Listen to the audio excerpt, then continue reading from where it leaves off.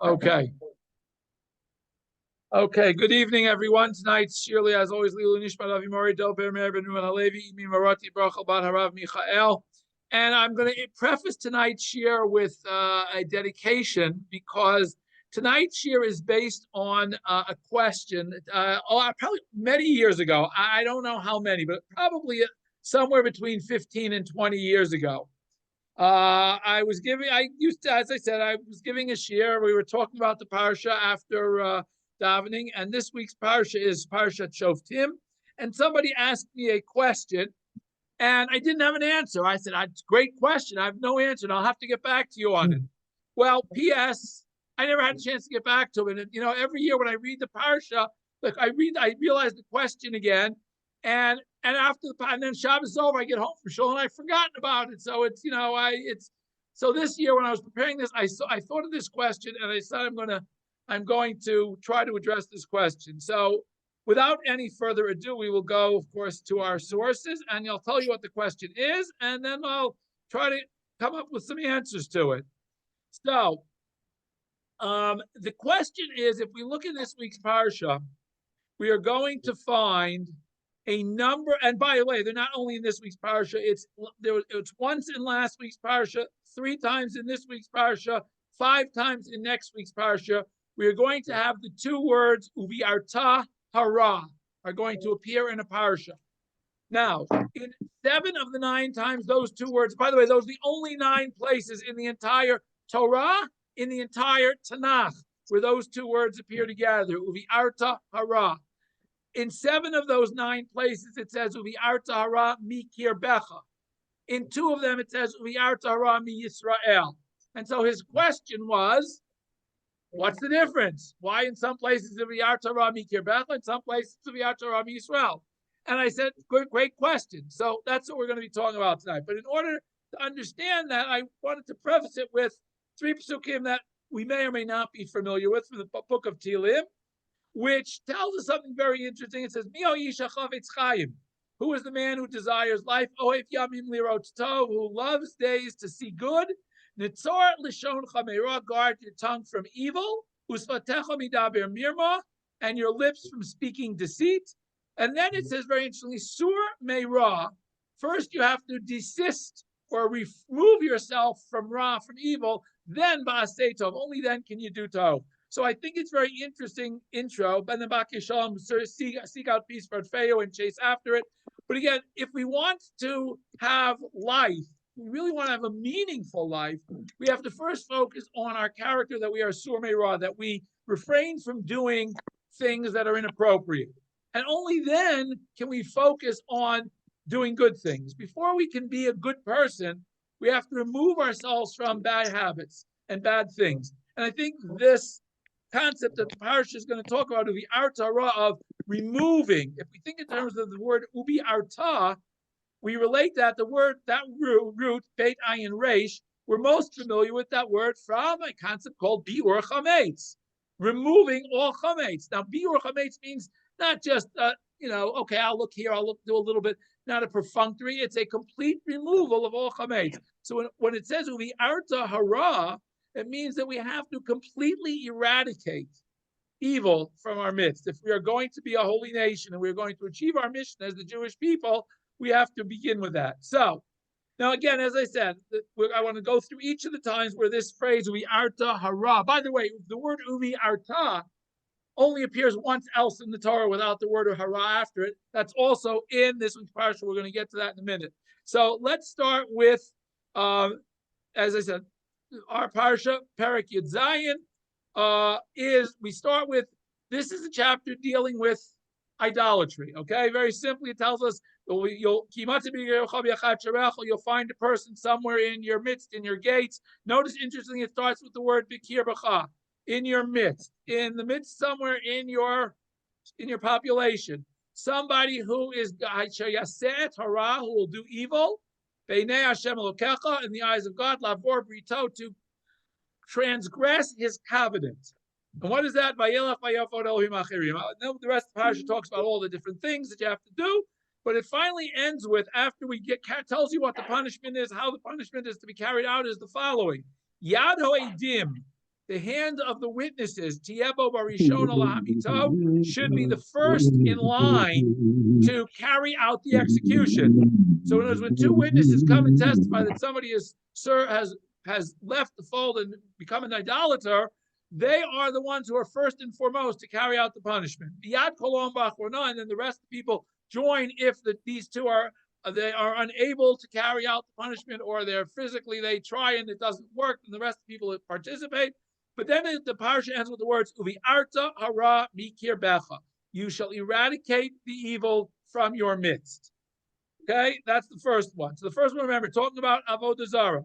Second one is talking about a very interesting case, which was called throughout the literature is called a zakein mamre, a person who goes against the Sanhedrin, the Sanhedrin has decided something, and he says, "Nah, I disagree with the Sanhedrin," to the extent that he goes and tells people not to follow the ruling of the Sanhedrin. Okay, and such a person, again, under the circumstances which created are very detailed. I don't want to get into all the laws involved, but again, dealing with the Zakein Mamre, an elder who rebels against the authority of the Sanhedrin, it's not just an average person. It is somebody who is on the level of the sages of the Sanhedrin, who disagrees with the opinion that they came out, to the extent that they go and try to subvert the decision of the Sanhedrin. And it tells us, in the course of Isha Shiyaseh Zadon, a person will do willfully, Levilti Shmoa El HaKohen, to not listen to the Kohen, Oel HaShofet, or to the justices, Umeid Ha'ishahu, it's a capital punishment. And again, we're told, Uvi'arta hara, you must eradicate evil, but here it says, Mi Yisrael. So remember, one case where it says Mi Yisrael is the case of Zakein Mamre, and we're going to see the other one in a minute. We're going to get through this. And then it says, everybody should hear about this case. The lo yizidu know that they will no longer transgress, such as this. Okay, the third, so these two again are both in this week's parsha. The third in our parsha is the following. Lo yakum ein echad bi'ish, a single witness cannot testify, cannot rise to testify against a person, chol avon or chol chatat, for any transgression.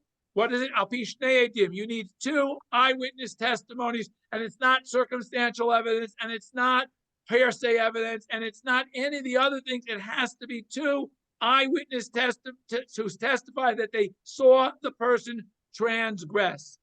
That's what's required. As I said, lots of legalistics, legal requirements in order to carry out a capital punishment. But nonetheless, we have a very interesting case here that we have two people who come to testify that somebody transgressed something. Two other witnesses come and say, wait a minute, we don't know whether he transgressed or not, but we know that you two witnesses who testified to this couldn't possibly have been there, because you'd say he transgressed the sin on Yerushalayim on January 1st. You on whole day January 1st, you were with us in New York City. So how could you testify with something that happened in Jerusalem on January 1st when you were with us in some other place? Okay, so this is called a specific case called Edim Zomimim. In this case, they haven't testified, they haven't argued that the testimony is incorrect.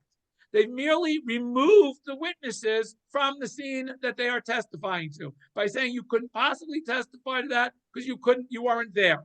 That's all they've said. The Torah has a specific halacha here, but that they are to be believed. These witnesses who remove the other witnesses from the scene are to be believed. And the punishment to the witnesses who testified, who were not there, according to these other two witnesses who we now believe, their punishment is whatever punishment they wanted to inflict on the party they were accusing. And again, what does the Torah tell us? This will cost uvi'arta hara. Again, we're back to mikir becha.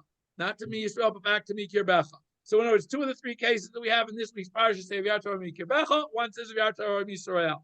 Now, the other times I wanted to just quickly go through. So again, so far we have three cases. We have avodah zarah, we have zakein mamre, and we have edim zomimim.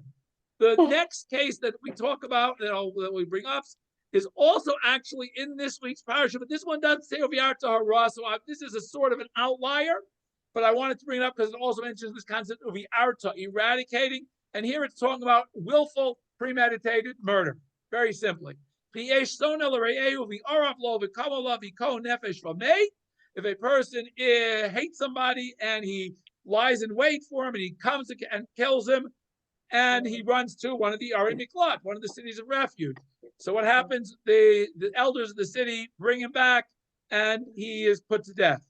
Again, all this is when there's proper testimony and proper witnesses and lots of legalistics that have to be fulfilled in order to a court to carry out a capital punishment. But anyway, but again, the Torah ends with Lo tachos eincha alav. You should not have pity on the murderer, uvi'arta, but here it doesn't say hara, uvi'arta dam hanakimi Yisrael, through carrying out the execution of the murderer, you will remove the innocent blood from Yisrael, the tovlach, and it will be good for you. A very interesting thing. I only bring this up because it also uses the word uvi'arta, which, as I said, does not appear at all in the Torah except in our three parshat over A, Shoftim, and Kitei. Say that with the last week's, this week's, and next week's parsha, the three mitzvah parshat of the Varim.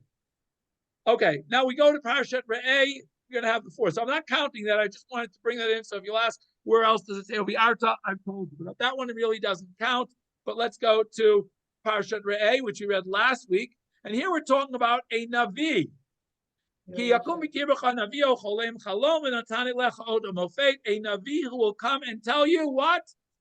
Gives you a sign, some type of wondrous thing. He'll perform a miracle. He'll walk on water. I don't know what he'll do, but whatever. And he'll say,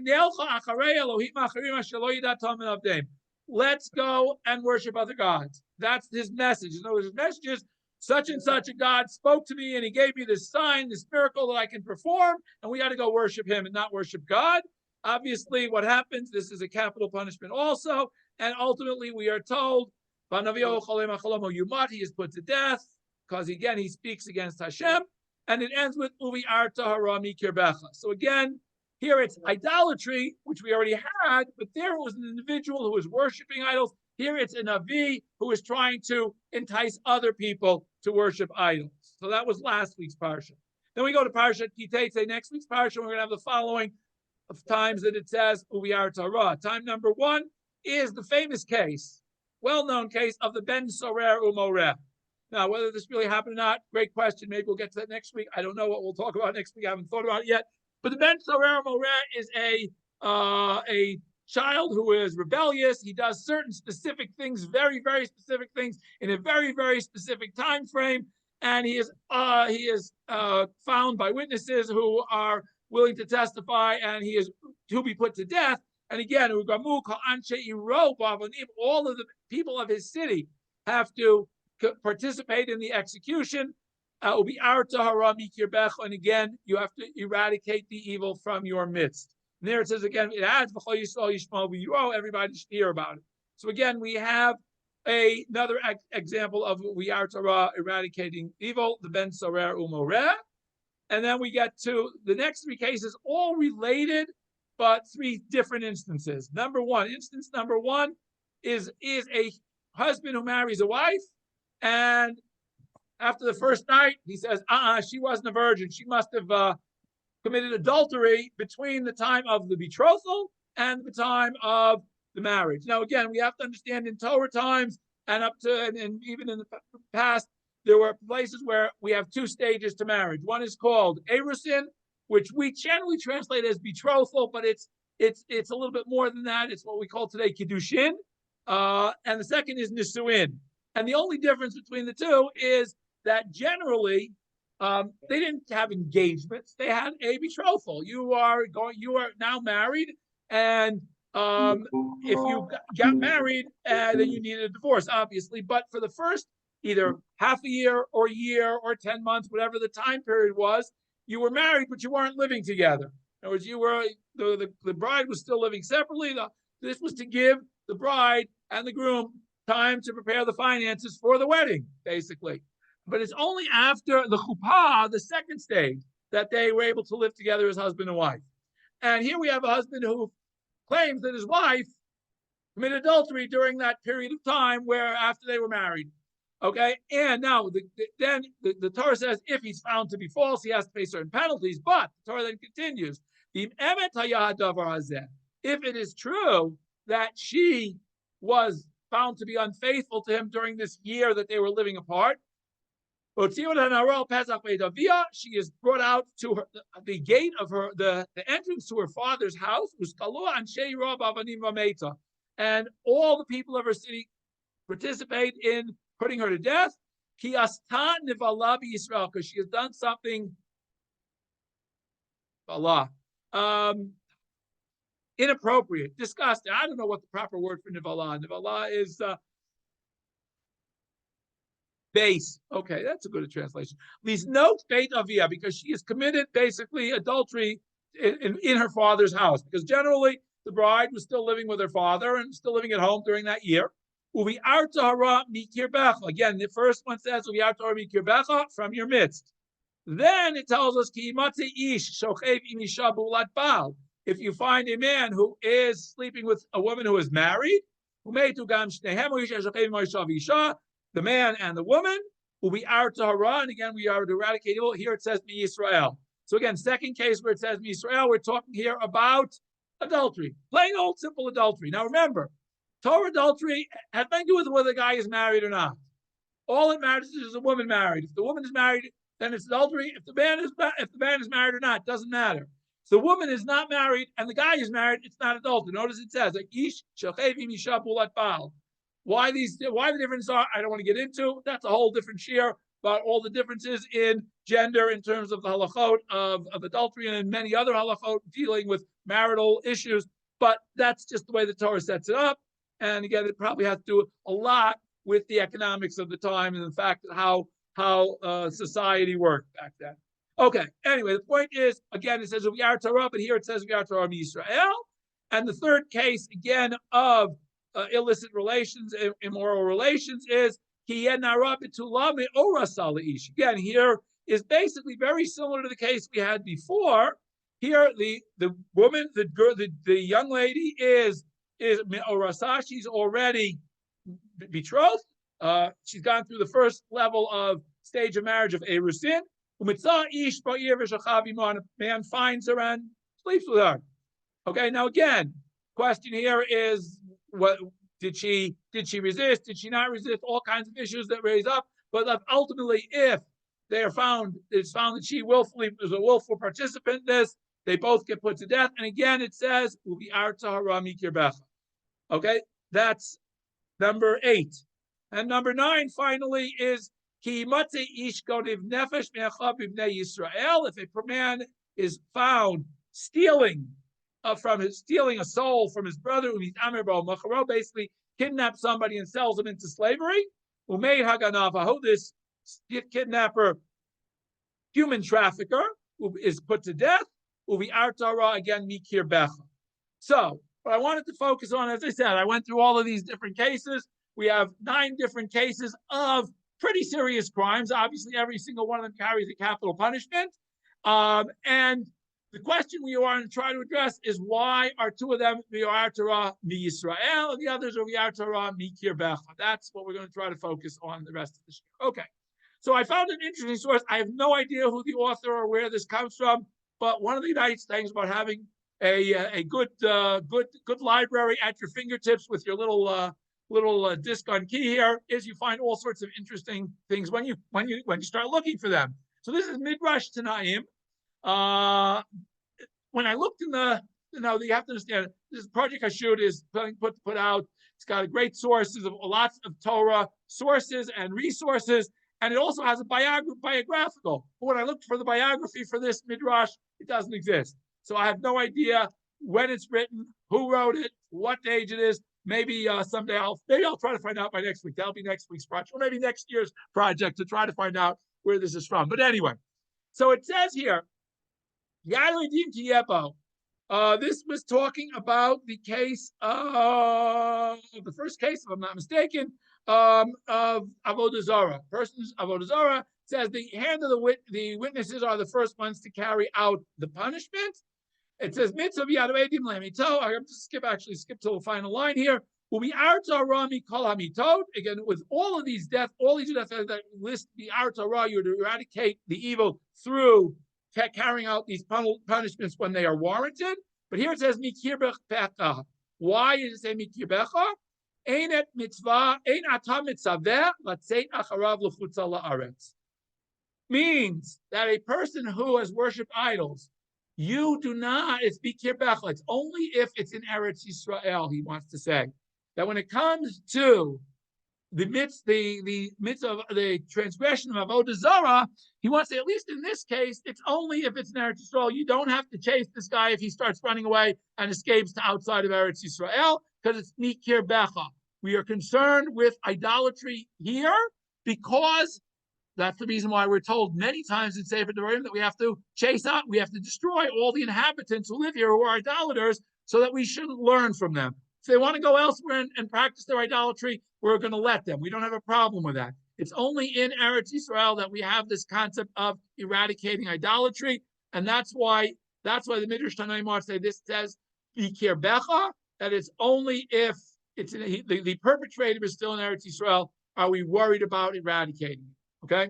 Now, interestingly enough, when it comes to the Zakein Mamre, the second case where it says Uvi'arta Ra mi Yisrael, what does he say? He said the same Midrash says Uvi'arta Ra mi Yisrael, Ba'er, not Hara, but Osei Ra'ah mi Yisrael. That he's saying that the Yisrael means that not only do we have to eradicate evil from Mikir Bacha, from within our midst of the people, but we have to eradicate those that are evil doers from the Jewish people. So it's two different things. One is eradicating the evil in Eretz Yisrael, but here he's saying that the V'yar Torah Yisrael comes to us that we have to eradicate evil doers in the nation of Israel. So there's two different aspects. So they seem to imply two different things. However, this might work for these two cases. It doesn't work for the rest of the cases very well. Because to say that, well, we don't have to punish sexual crimes if we're not in Eretz Yisrael doesn't seem to make a whole lot of sense. That we don't. But again, I mean, there are certain things, clearly in terms of Eidim Zomimim, it would work because we know that courts outside of Eretz Yisrael are not authorized to judge capital cases or criminal cases. Anyway, they're only allowed to judge civil cases where we're not taught, where again, different level of evil happens there. So it's not necessarily the same. Okay. Rabbeinu Bechaya has a very interesting comment on this concept of Bikir Becha versus B'Yisrael. Okay, he says the following: Ki matzei Bikir Becha, and this was how it started. The idolatry started. If you'll find somebody in your midst, Bikir Becha. Hizkir lashon Bikir Becha. The reason it starts with Bikir Becha, v'chein b'sof parsha, and the parsha ends with Bikir Becha. V'yar Torah Bikir Becha. Why? That normally, the normal way that people sin, people don't go out in front of the world and say, I want to sin, yeah, I'm going to do it. They normally try to sin in private where it's, not everybody knows about it. So therefore it says, inside, you have to look around. Therefore, when people try to sin hiddenly, you have to really look into it and do an investigation. That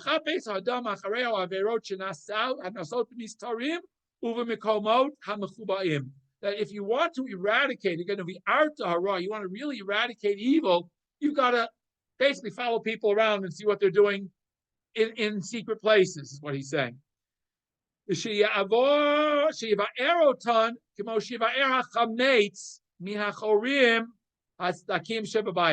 you have to literally search them out and destroy it, just like we search out the chametz that's found in cracks and crevices in the house. Just like we go to search out the chametz. Interesting, he uses, as I said, this biur for the bar chametz. The zel lashon uvi arta. This is why it says uvi arta. You got to really search it out and uproot it. V'lashon mikir becha, in your midst. Now he gives another interesting comment here, Rabbeinu Bechaya. The Odev Shalomar, but another possibility of why it says mikir becha, sheyichlo mikir becha, mikrovecha. That mikir becha is alluding to mikrovecha, from your relatives. Kolomar, as if to say, if you have to also eradicate evil even from your relatives. In other words, don't have pity on your relatives if you see them transgressing. Either straighten them out, or you have to go to court. Adam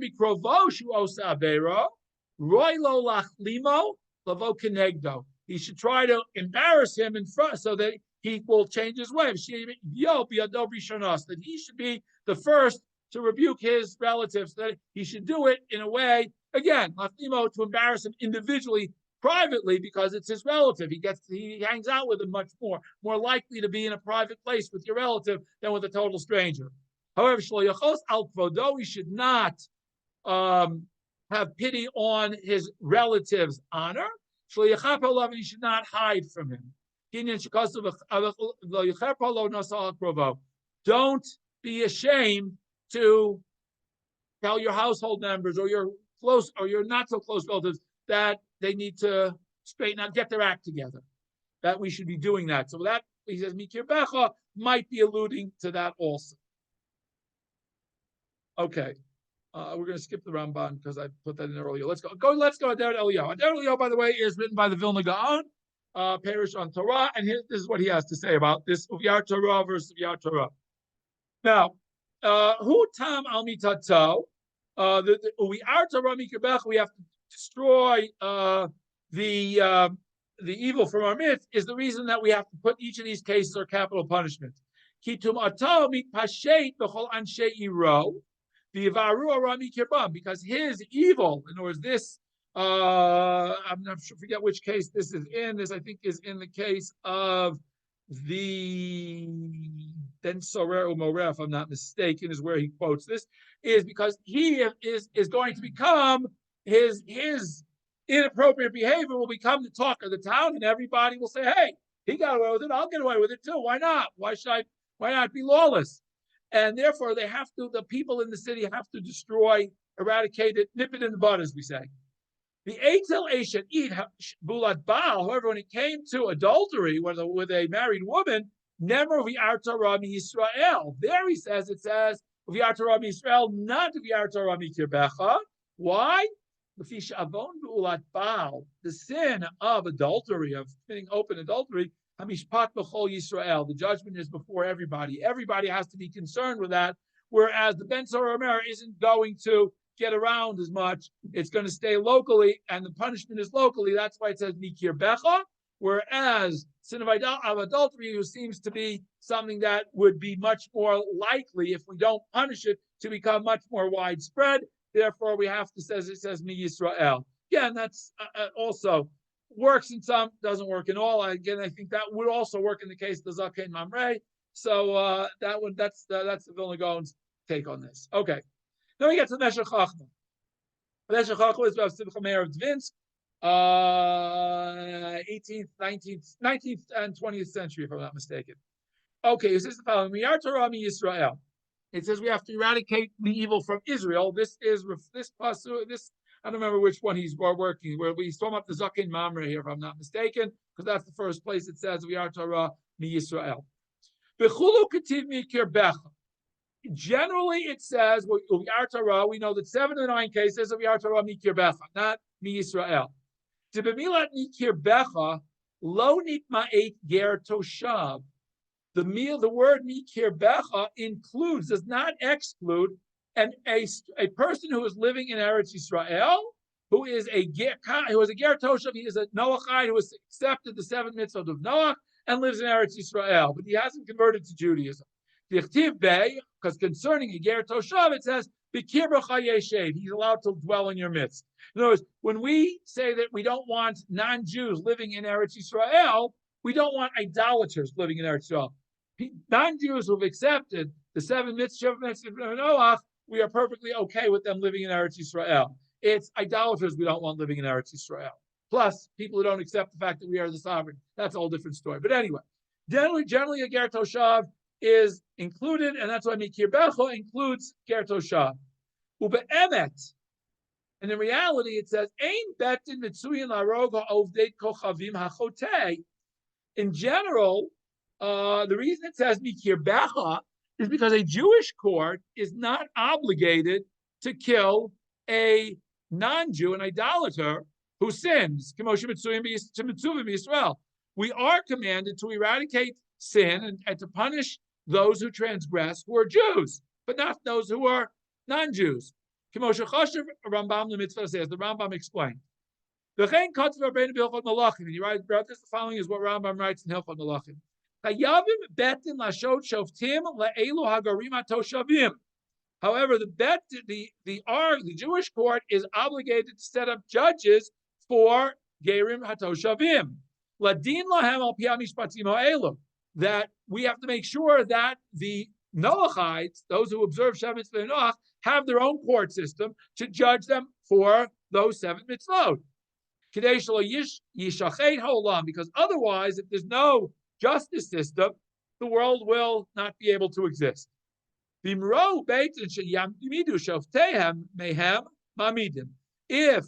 the court sees that they are appointing appropriate judges, that's okay.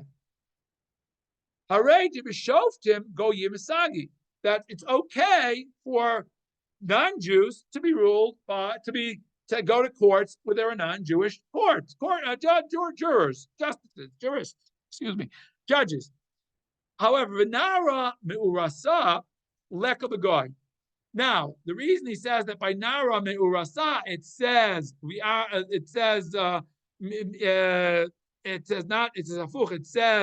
Oviat Torah Yisrael. Okay, now it's leka b'goy. There's no such halacha in a goy because there's no law of erusin versus nesuin. The 2 stages of marriage only exist in Jewish world. They don't exist in the non-Jewish world. V'chein kulo, and similarly all of them. Kamo ben sora umoreh. Ben sora umoreh is not in the non-Jewish world. Doesn't exist. V'yotze bazeh. V'chein kitiv Oviat Torah mikirbecha. That's why in these cases, and most of it says Oviat Torah mikirbecha. Avo v'ulat baal ika gam begoy. However, concerning a married woman, adultery exists also in the non-Jewish world. There are marriages that are recognized by the Torah in the non-Jewish world, what we would call in America common law marriage, because there's no concept of chuppah and kiddushin in the non-Jewish world. That's why we say Kedat Moshe Yisrael when we get married. But there is the Torah does understand that when man and wife are living together, when a woman are living together as husband and wife, they're for all intents and purpose married. Whether they have a religious ceremony or a document to prove it is irrelevant from the Torah's perspective. Uben Noach shebal eshet chaver chayav mita. A Noachite who commits adultery with his friend's wife it carries the death penalty. So I would have thought that also the non-Jewish world, those people who have accepted the Sheva Mitzvah for Noach, that the Jewish court would be obligated to execute him. And that's why in that case specifically of adultery, it says that the Jewish courts pay attention to the Jews who are sinning. Don't worry about the non-Jews who are sinning. When it comes to a ger toshav, we are not obligated to carry out their justice. However, in order that there should be law and order, we ensure and that the world shouldn't be destroyed. We make sure that they have judges from their own court system. And similarly, the pasuk that I did speak about that only mentions ubiarta but not ubiartahara, the rotzeach, the murderer, the intentional murderer, that you have to punish the Israel is Jewish doer, not the non-Jew. Similarly, a ben Noach who commits murder, the Jewish courts are not responsible to execute them. Even though he is deserving of death, it's up to the non-Jewish courts to deal with it, is what the Meshech Chochmah say. So the reason in most of these it says Bikirbecha is because it's including them. In these cases, the Jewish courts are not responsible for penalizing them in these 2 cases. Okay, in this case of Rotzeach, in the case of murder, and in the case of adultery. Now wait a minute. Okay, so the Meshech Chochmah says he's explained why it says Bikirbecha in some. And in some it says Yisrael, but he hasn't answered what about the Zakin Mamre, the elder, the rebellious elder, where it says Oyar Torah Yisrael. So why does it say there Yisrael, not Mikirbecha? Nira deba l'rameis. It appears to me, he says that this comes to allude to the fact Shalo nemar shezu ra v'heder kavod shoftim, that we shouldn't say that this is evil and only is only a slap in the face to the honor of the Shoftim. And if the court wants to pardon the offender, we're out to offend him. Kamash Malan, this verse of Yuyar Torah Yisrael, if even if the Beth and Sanhedrin say we're willing to pardon him, the Jewish people have to say no, can't do that, because it will something that will create a major problem. A racholi is a terrible disease within the whole Jewish nation.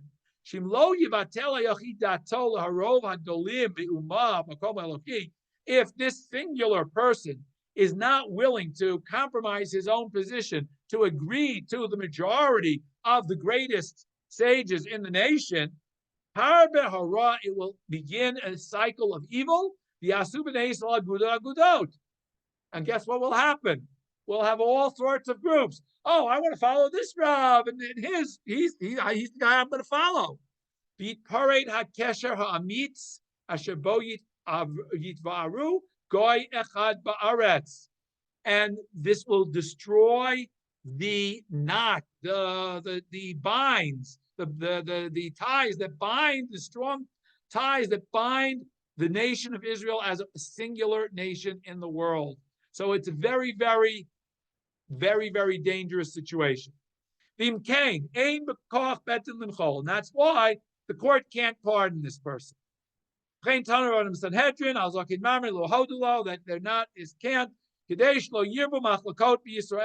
otherwise we will have all sorts of different things. Now remember, we're not talking about a minhag over here or a chumrah over there. We're talking about a basic halacha that the Sanhedrin has paskin, that it has to be a significant law. It's not some little minor detail in a minhag here or there. Because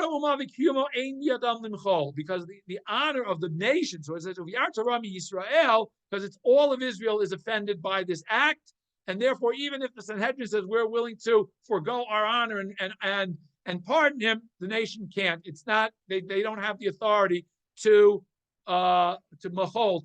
pardon the honor of the entire Jewish people.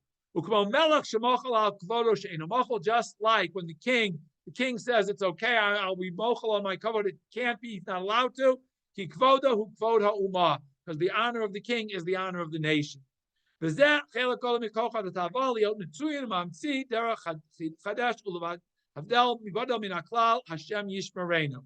this is very, very, he says, this is one of the great things that the Yetzer Hara wants to pull us away, that we should find some new way to be on our own and be individualistic and separate from everybody. Hashem should guard us from such terrible behavior.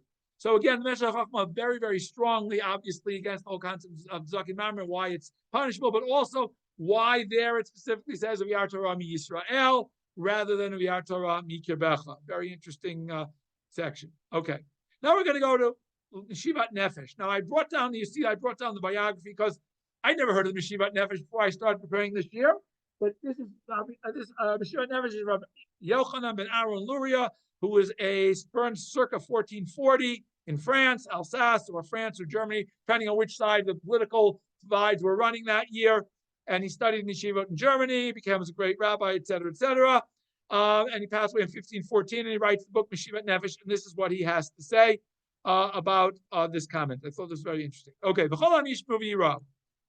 now again, Gabi Zakein Mamre, he says, concerning the Zakein Mamre, the elder who rebels, Perish Rashi explains the following. Shemamtinim lo ad harega. Now, ordinarily we know that a person who has been found guilty in a Jewish court of a capital punishment is executed forthwith. Forthwith, that's the right word. Post haste, exactly, same thing. Okay, immediately. Basically, as soon as the court verdict has been passed, immediately he's taken out to be murdered. Again, to the time they delayed. Against murder, you can find somebody who can find anything to say for him. But otherwise, generally, we do not postpone capital punishment. However, concerning the elder who rebels, it tells us, Rashi says that we wait until the next Chag. We wait till the next one of the Sholosh Regalim to execute him. Why? Shenever v'chol Yisrael yishmeu v'yiro. Because the pasuk concerning the Zaken Mamre says all of Israel has to hear and see. Okay, so they have to all be there. Seems to imply that we have to wait till the regel. Or parshat Kitzeitzei. Similarly, got in Ben Soer Umoreh, it also says v'chol Yisrael yishmeu v'yiro. But there, Rashi doesn't explain it as meaning that we wait till the next regel. He says, Perish Rashi there. What does it mean? Everyone has to see and hear. Shemach reason Allah. That we make a big announcement, we publicize it, we put on the front page of all the headlines that so-and-so was killed because he was a Ben Sarah Moreh. And we have to publicize and make sure it gets publicized throughout the country, not just locally. Whatever. Okay, so he has the following. The Tema, I don't understand this concept, why Rashi has two different interpretations for the same words. Excuse me. The Tema, he polluted Rabbi Akiva, Rabbi Yehuda. We have this halacha that Rashi brings down about a zaken mamre, that we wait until the regel, is a machloket between Rabbi Akiva and Rabbi Yehuda. Rabbi Akiva savar shemamtinim, Rabbi Yehuda savar she'en mamtinim. Elamach reason bevezdin. Rabbi Yehuda says that no, we don't wait till the regel, we announce it, just like we announce it for the Ben Sarah Moreh. So it's the same thing. The Imkain, Hasmag, Rashi, Tovsim, Pam Shitat Rabbi Akiva, Pam Shitat Rabbi Yehuda, V'zeu Tema Gadol. Sometimes so when it comes to the Zaken Mamre, they're adopting Rabbi Akiva's opinion, and when it comes to the Ben Sarah Moreh, they're adopting Rabbi Yehuda's opinion. So this doesn't seem to make sense. The Ode. And similarly, how can they accept Rabbi Yehuda's opinion if we know the halacha Rabbi Akiva mechave Rav? When Rabbi Akiva argues on one individual, we know that we paskin like Rabbi Akiva rule versus any one other individual of his cohorts. But perhaps he says maybe Rabbi Akiva is of the opinion that not only do we wait till the regel, but we also announce it. So everybody agrees that we announce it. And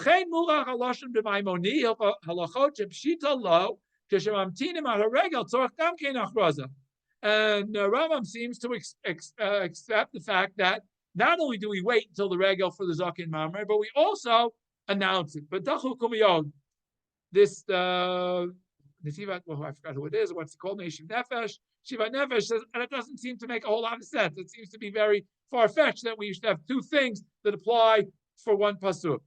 The Otem, another question. Here's why I brought this down. By the Zaken Mamre, it says Yisrael. In case of adultery, it says Yisrael, not Mikirbecha. All the rest of halachot where it mentions Kagon may seat somebody who tries to get somebody else to worship idols. Mediach, again, the Iranidachat, Avodah Zarah, case of Avodah Zarah, Nara Me'urasa, woman who is betrothed, who commits adultery, Gonev Nefesh Mecharo, kidnapping of Ben Sarah Moreh, all of these other cases, Nemrav Yartara Mikirbecha. Why does one say Yisrael, one say Mikirbecha? So here now he's going to explain. Yesh Lomar. He wants to explain these basically two related questions with one answer. Kigabi Zaken Mamre. In the case of the elder who rebels, Roy Lomar mi Yisrael. It's appropriate to say V'yar Torah mi Yisrael. Humagia lechol Yisrael. Shetalmid Chacham menadidim mi yeshiva liyeshiva. He would reach. In other words, if as a Talmid Chacham, he would float from yeshiva to yeshiva. He's the lectures on the lecture circuit. He's a well-known guy who's arguing on the Betin, so he's going to reach all of Yisrael. V'chol echad tofes mashalamed mirarba. And everyone takes what they learned from their Rebbe. The Yibur Machloket Yisrael. We're going to have all kinds of Machloket because everybody's going to learn from a different Rebbe, and suddenly we're going to have not one Torah but 10 different Torahs. Gam Gabi Eshet Ish. Similarly, case of adultery. Ain't kind of Chanot Zera. Once you commit adultery, you can now no longer distinguish whose kids are whose. If adultery starts becoming rampant, nobody knows who anybody's kids are until they invent genetic testing, and then you can start figuring out who belongs to who. But that's a whole different story. In other words, if the adulteress will become pregnant from the adulterer, yesh kan mamzer. Now there's a mamzer.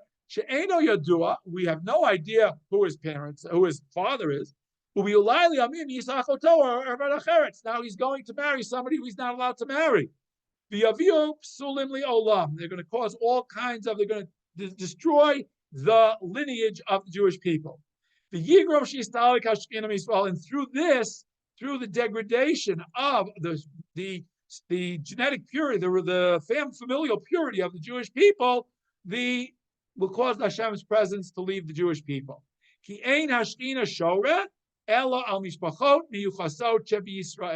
Shem only rests his presence on those who are miyuchas, who are able to trace their genealogical records faithfully and accurately as members of the Jewish people. The Im Kain, if that's the case, Yigramu Hezek L'chol Yisrael. The adulterer isn't just causing a problem just for his little shtetl over there, or his little family. He's causing a problem for all of Yisrael. Al Kain Nemar, therefore, concerning adultery, it says of Yar Torah Yisrael also. That's why Yar Torah Yisrael in the case of adultery, and in the case of Zakin Mamre again, because it's something that will destroy the fabric of the Jewish people. Ubinara HaMe'urasa, however, with a nara HaMe'urasa, with a woman who's only betrothed, ain't kind of chashash mamzer, we don't have to worry as much as she'll become pregnant. She'eni shamit aberet mibiyah rishona. She doesn't become, in her early stages, generally from the first time she commits adultery, she won't become pregnant. Okay, that's a nice little side note that may or may not be biologically accurate. I don't know. I can't test that. But the point he's trying to make is that the reason these two specifically say Yisrael, or they are two sins that will destroy the fabric, the ultimate fabric of the Jewish people through that. Okay, I'm going to stop here because my time is up. It's one other source, but it's a very, very long source. We're not going to get to the top of Kabbalah. So I wanted to, again, I think it's an interesting question to raise to begin with, the concept of Yar Torah Yisrael versus Yar Torah Mikirbecha. And I have to thank the person who asked me this question many, many years ago. And I have to make sure I send him a copy of the shiur, the link to the shiur. But again, I think the whole I'm going to go back to where I started with Sumei Rav Aseito. The Torah wants us to understand that we have an obligation as the Jewish people to destroy evil and evildoers. And again, we're not supposed to be vigilantes. All of these are referring to judicial executions that are done kedas u'kedin, according to laws of testimony, laws of things, which is why if you go to the Gemara will say that executions were very rarely carried out by the Sanhedrin because the rules of evidence were so strict to the extent that it was virtually impossible to carry out a capital punishment. However, the Torah puts these cases there for us to understand the gravity of these sins so that we, as individuals, not that we're going to be out becoming vigilantes and try to save the whole people, we as individuals will refrain from doing these terrible things. And through that, we will ultimately, by being first Surmei Ra, as I began with, then ultimately we can be Asay Tov, and we can, Bakei Shalom, we'll be able to reach out to other people, create a society that is dedicated to the values of the Torah, and through that we can be Zochet Kula Shlema Meher V'Yameinu. Thank you all for joining. Questions, comments, and feedback at this point. Anybody? Any questions or comments? Okay. If not, I say have a great rest of the week. Shabbat Shalom, and Be'ez Hashem, we'll see you all on next week, same time, same place.